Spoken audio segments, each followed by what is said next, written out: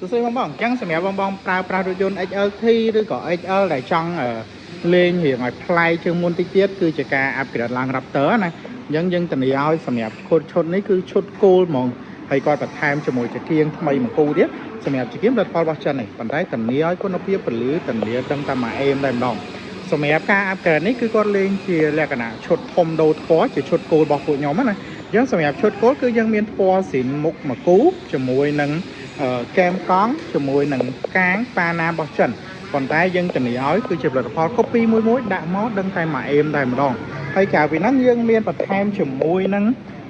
ជាប់ពីលើកង់កម្មញ្ញពីលើកង់យើងដាក់ឲ្យថ្មីទៅតែម្ដងដើម្បី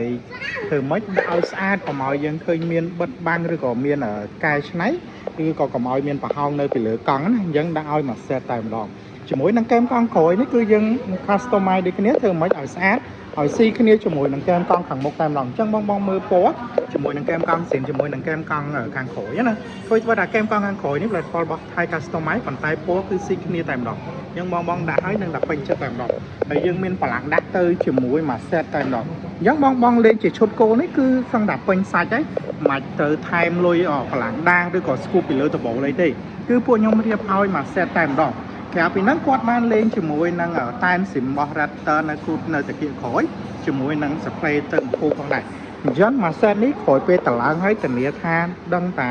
ផ្លាស់ប្ដូររូបរាងតែម្ដងក៏ពីចំណាយពេលអស់ទង4ម៉ោងមកគឺយើងបានរៀងបែបនេះធានាឲ្យមកស្អាតត្រឡប់ទៅវិញមិនថាភ្លីមិនថាកាងគឺស្រែឲ្យមកស្អាតអញ្ចឹងការតឡើងគឺយើងមិនមែនតឡើងចាប់ទៅឲ្យទៅហើយទេបងមើលទៅលើភ្លីដបូលជាមួយនឹងពណ៌ហើយសារយើងដូរពណ៌អញ្ចឹងយើងធានាថាដាក់មកឃើញមកស្អាតត្រឡប់ទៅវិញអញ្ចឹងយើងមកមើលភ្លីទៅតាមនេះទៀតអញ្ចឹងការឡើងសេរីគឺរៀងសំខាន់ដែរទៅលើភ្លីណាលម្អិតតិចហ្នឹងគឺធ្វើឲ្យឡានយើងមើលទៅឃើញស្អាតតែម្ដងអញ្ចឹងបងមើល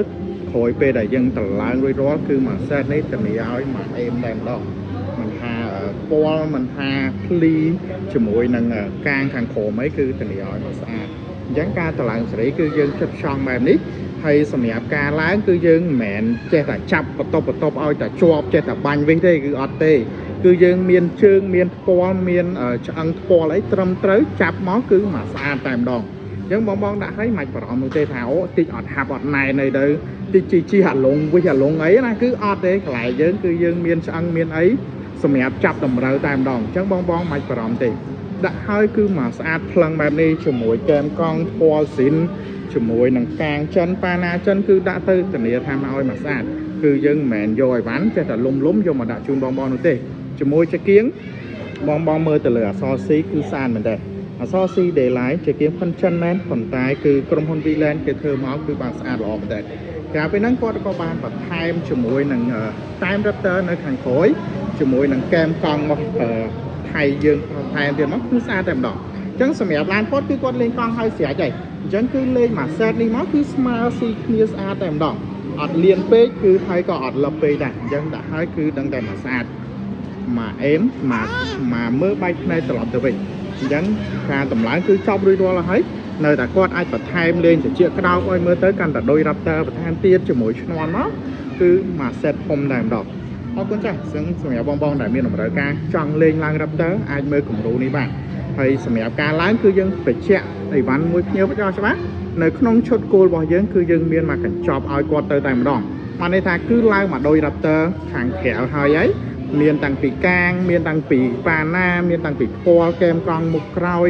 ក៏ដូចជាប្រឡាំងដាស់ក៏ដូចជាស្គូបបិទអាកន្លែងដែកប្រឡាំងដាស់ដែក